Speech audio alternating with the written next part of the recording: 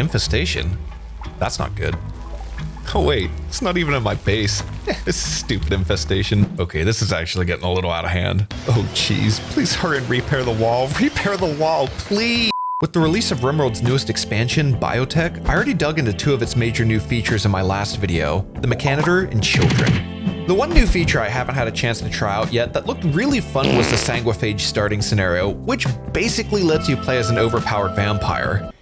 Yeah, boy. Sanguophages have a lot of interesting genes, particularly their faster speed, increased melee strength, quick healing, and being deathless. They're really powerful with minor drawbacks like being weaker in the sunlight and really afraid of fire. With all that being said, meet our vampire, Clark Morbin. And this is his servant Lycan. Clark had a baseliner follower that he planned on romancing and raising a family / army of vampires that would eventually take over the world. I'm sure you already know this, but things didn't go exactly as planned. What ended up happening was that I had a genius idea to solve an infestation problem that ended up going pretty terribly. This is Eric with Pixel Rookie, and this is the tragic story of Clark Morbin, the Vampire Lord. The plan was to build a fortress in the mountains, so this would be a great starting point. Everything was planned out and their adventure was about to start, and the game crashed. Turns out Rimthread wasn't playing nicely with some other mods, but once that was removed, things were functioning again. Clark had some killer mining skills, so he dug into the mountain while Lycan planted some rice for quick food supplies. Clark was assigned the role of the faction's great leader, being the vampire and all. They continued digging deeper into the mountain, and a research bench was planned out so they could research batteries and solar panels as quickly as possible. A few days have already passed, and things were looking pretty good so far. At least for now. They wanted to name their base and faction, instead of going with the initial generated name of Hedathalsia Populist Coalition. I wanted them to have a more threatening name. Ah yes, the Great Morbins and their magnificent home, Morbos. Randy was off to a good start by infecting their only food source with crop blight. Thanks, Randy! Since Clark had the chemical fascination trait, some smoke leaf would be planted to help boost his mood and try to prevent him from having mental breaks. A few days later, a transport pod crashed nearby. The survivor was named Viper, and he had pretty decent stats. He would make a fine addition to Morbos. Clark went over to flex one of his many cool vampire abilities, Coagulate. Coagulate tended all wounds and could save a pawn from bleeding out very quickly. Clark scooped him up, and on his way back to the base, he found some ancient mech ruins, which would allow Clark to become a mechanitor vampire, which would be great. As Viper was placed in his temporary holding cell, they received a notification of their first raid. A single raider with a club. Shouldn't be an issue. What?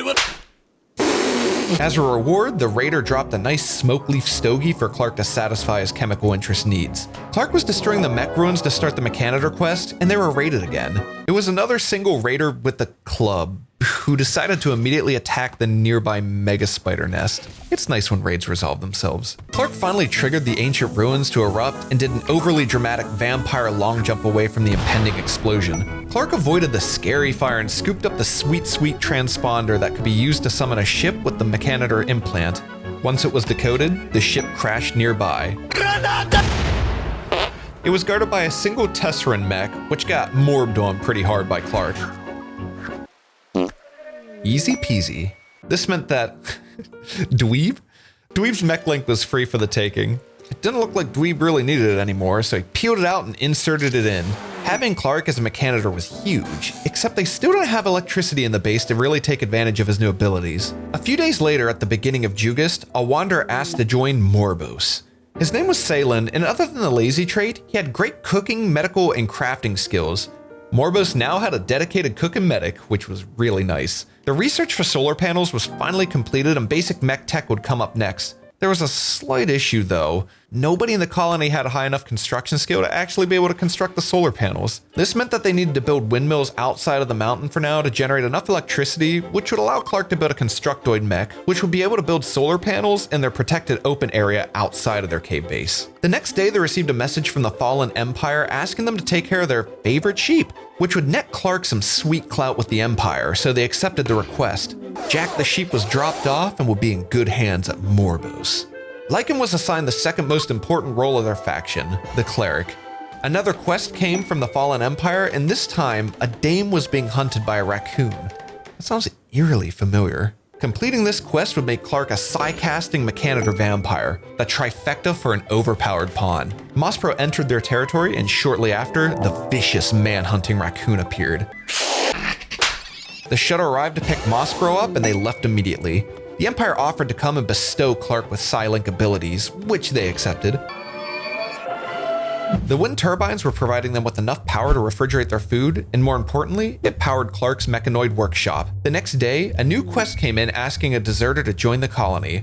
Wanting to grow Morbos more quickly, I thought it was a no-brainer to take them in. Well, as soon as I accepted this quest, I failed my other quest of guarding the sheep, and Jack instantly turned on me. Well, it turns out that the deserter was leaving the Fallen Empire, and taking them in made them angry and hostile towards me. I wish I read that before accepting the quest.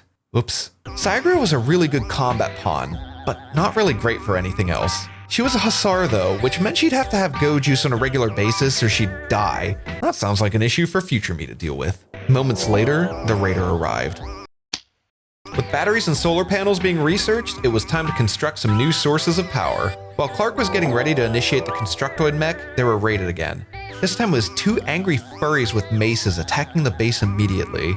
Clark brought his new Hussar buddy to help him deal with the nuisance. Almost every fight Clark has, the raider gets killed instead of downed, but unfortunately for Durain, he survived and was going to be turned into a living vending machine for Clark's special feeding needs. They received a new request for 3 refugees to stay with them for almost an entire season. Things were going well, so they accepted the quest. It was off to a great start with a social fight where Cyagria beat the crap out of one of the refugees. Neat. And Clark had a mental break, which is an insulting spree. Great. And he's following Lycan around and insulting her? Perfect. This will definitely help him with wooing her over.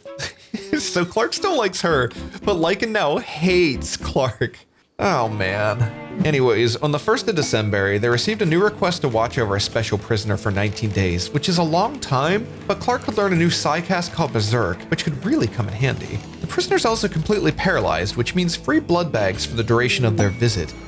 The prisoner is dumped at the front door and had special accommodations already prepared for them. There was an ancient danger outside of the base, and it was about time to see what goodies were inside. Clark brought his Militar and Cyagri to back him up, and when the wall was broken down, they were greeted with a small insectoid swarm. Nothing they couldn't handle though. They were cleared out quickly enough, and the reward was a psychic animal pulsar, which I'm sure they could find a use for in the future. After a long day of morbing all over the insectoids, Clark needed a little snacky. Okay, back to the ancient danger. Clark decided to open one of the cryosleep caskets up to see what's going on. But did you know that opening one casket triggers every single one to open? I didn't. Well, you know what? See ya. Oh, did you see that? Oh, that was so cool. Oh my gosh.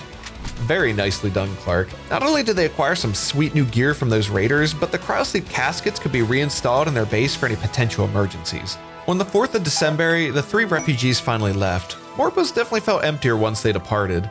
They wanted to have a comms console for trading with ships and eventually summoning the Diabolus to fight. That evening, some Mechanoid punks decided to park their ship outside of the base and spread their fart gas, killing off surrounding plants the longer it remained.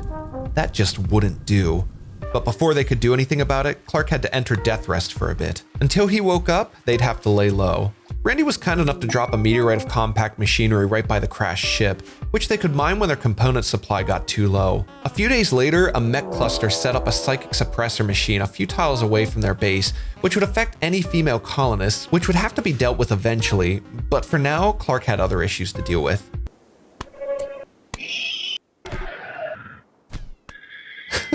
That was way less of an issue than I thought it would be. Clark beat the ship into oblivion, which took care of one of their Mechanoid issues. Early on the 9th of December, a bulk goods trading group arrived, which was really convenient because that evening, a large Edakeen raid showed up and was attacking immediately. This led to a really cool Rimworld moment where the raiders clashed with the traders outside of the base in an intense firefight. Clark and Sagra joined the traders to clean up the enemy and helped hunt them down as they retreated. The end result was a lot of free loot for the pickings.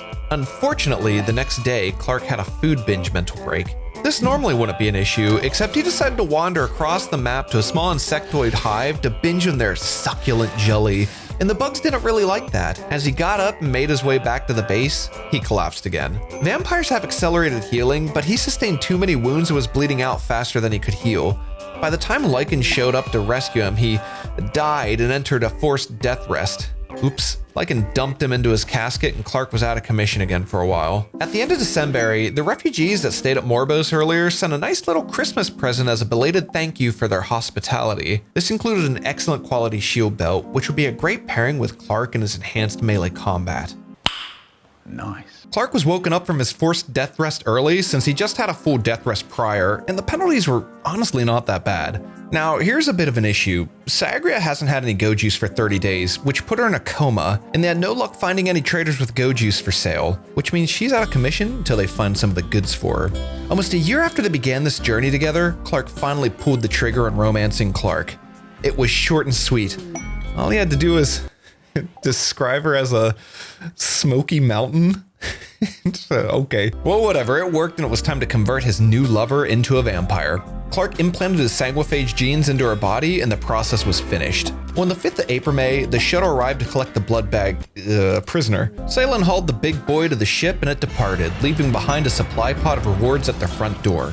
Clark immediately used the Psi trainer, but unfortunately his Psi link wasn't high enough level to actually use Berserk. The next day they received another quest to provide security for a pawn for 22 days, which seemed like a long time, but a masterwork helmet would be nice for Lycan. Just like that, Eva's pod arrived at the entrance of Morbos. Eva looked like, oh wow, the perfect guest. Pyromaniac that is incapable of all work too. Great. Lycan had a mental break and was gonna go and destroy one of the cryosleep caskets. I really didn't want her to do that, and I thought that arresting her and freeing her immediately was a way to cheese the mental break. But instead, Salen successfully arrested Lycan, which kicked her out of the colony and made her a prisoner. Oh. At least the cryosleep casket was okay. Salen re-arrested Lycan and carried her into her temporary holding cell. With the ever-growing Mechanoid army, there was an increased amount of waste packs being created. A large freezer was made as the new waste pack storage to better accommodate my slightly messy kitchen freezer. Their ever-growing base was consuming more power than they were making, so some more solar panels were planned to be built outside of the base. They were coming along nicely when an interesting quest appeared. A Mechanoid cluster could crash outside of Morbos, and if they destroyed it, they would get a tornado generator. I want that. The cluster appeared after accepting the quest, and Clark had some morbing to do.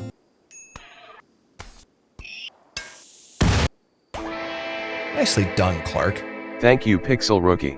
I love you. Anyways, the tornado generator was dropped off and tucked away in their storage for the time being. Clark was finally able to re-recruit Lycan into their colony almost an entire week later. When she was arrested, she lost her special cleric role, which negatively affected everyone's mood and their ideology.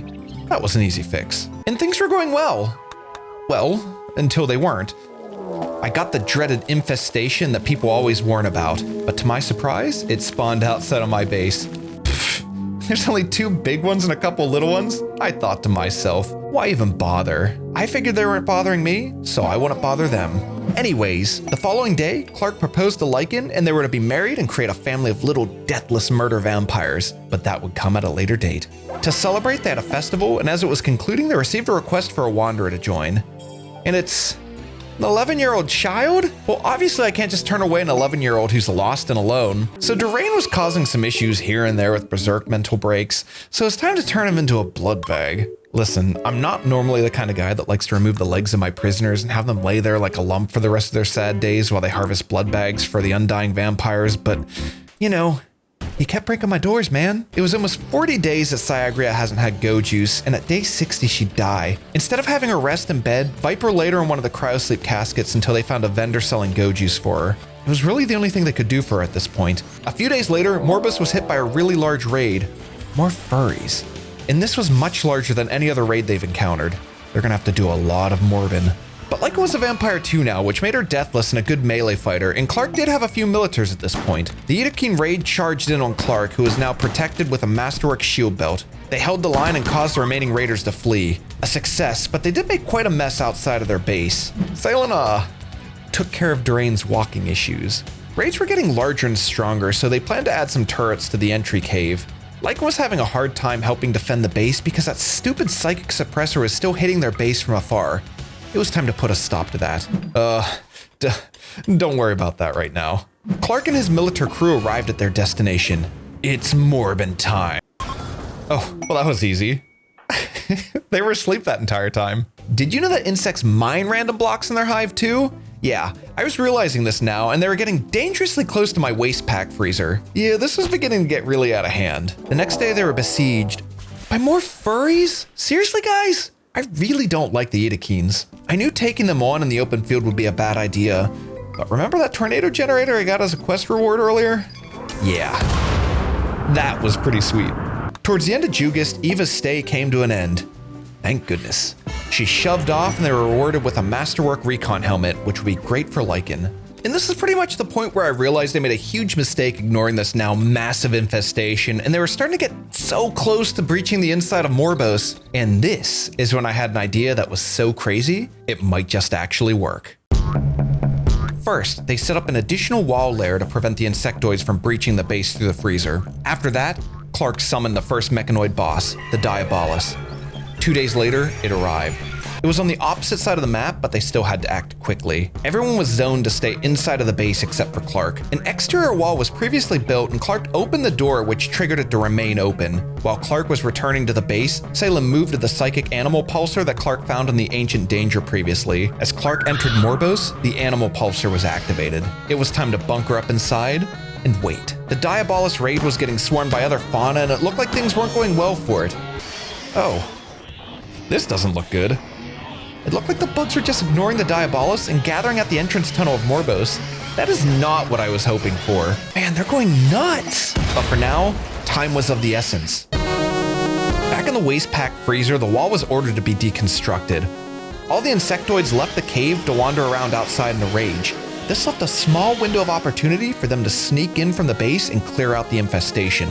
Clark led the others inside, and they were going through one by one and destroying each and every hive. They honestly had no idea how long they'd remain outside for, so they were moving as quickly as possible. It was a long process destroying every single one, but they were rewarded with tons of insect jelly, which would help their food reserves while they stayed inside. They finally destroyed the last one, and they were left with 1,100 insect jelly? Hot dog! So the insane animals crushed the Diabolus, which meant its chip would be salvageable. I realized that the insect hive basically moved into the tunnel right outside the entrance of Morbos, and they were still slowly mining away at random blocks and walls. They had to make sure they had double wall layers everywhere, because they might start breaking down the entrance and oh crap, this is bad. Yeah, putting up that second wall was nice and easy. No issues there. Anyways, Clark used the cover of the night to sneak through the now incredibly dangerous outside, but most of them were sleeping. Some were still patrolling around, but Clark was able to avoid them. He was able to make it to where the signal chip was left. Clark moved quickly and collected the chip right away. Bingo. It was time to sneak back home. In all honesty, this has been going way better than I was expecting. Wait, what? A pack of manhunting wolves have entered the area. Okay, well, where did they spawn? Oh, come on, are you serious? That is really unfortunate. Clark just had to do the serpentine maneuver. This is fine. I'm sure everything's fine. How are there still so many by the entrance? Gotta keep jumping. Oh man, he's low on hemogen. Come on, come on, come on. This is cutting it really close. Oh, thank goodness. Wow, that was pretty stressful, but it was successful. Clark decoded the signal chip, which would allow them to research the next level of mech tech, which they would research next. On the 5th of September, their child wanderer Rosalind became an adult. She was given a passion and trait and quickly moved to storage to grab some adult clothes. But here was the issue. Even though the plan to use the animal pulsar worked to kill the Diabolus and clear out the infestation, their entire valley was just swarmed with insects that didn't seem like they were going anywhere. On top of that, they continued to mine away at random spots by the entrance of the base, and it was like a ticking time bomb until there was a breach. Like they were finding areas I didn't even know were a potential breaking point. They had to keep building walls inward. The hope was that some raids would trigger and clear out groups of the insects since they weren't spawning anymore. Power supplies were low too. A lantern festival was thrown to try and help ease the tension. While they were mucking about, sounds of a loud crash were heard by the entrance. In a panic, they saw that the insectoids broke down the door and were scratching at the second wall layer now. Oh man, that does not look good. They were just panic repairing to try and prevent a breach.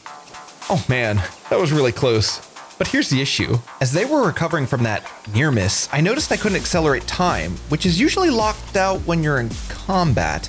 And that's when I realized they breached somewhere else. Clark needed to hold the line. He stood at the narrow entrance while the others crowded behind him. They began firing into the cave. Desperate times called for desperate measures. Rosalind went to equip the incendiary launcher. Even with the shield belt, Clark was taking too much damage. Lycan tried to use her coagulate skill to mend him, but there were just too many of them. Viper pulled Clark from the fight, and Lycan stood her ground in the narrow entrance. The first incendiary round lit the bugs aflame, but they just wouldn't relent. The fire was spreading, but it still wasn't enough. Lycan was downed, but Clark returned to try and help. As they poured through the entrance, they began to overwhelm them all. Salem was brought down next. Clark tried to rescue Salem, but he was taken down while Viper fled inside. So the fire was actually doing a lot of damage, but it looked like it was spreading a bit too much. And even then, the flames were enough to deter them from pouring through, and they proceeded to destroy everything they saw. All sources of electricity were destroyed, and the fire was out of control while my pawns were trapped in the flames. The fire continued to burn and put both Clark and Lycan into an involuntary death rest. Next, poor Salem died from the fire. Then, Lycan suffered enough damage that she actually died. They breached through the main entrance and continued to wreak havoc. Viper and Cygra were also down by the swarm.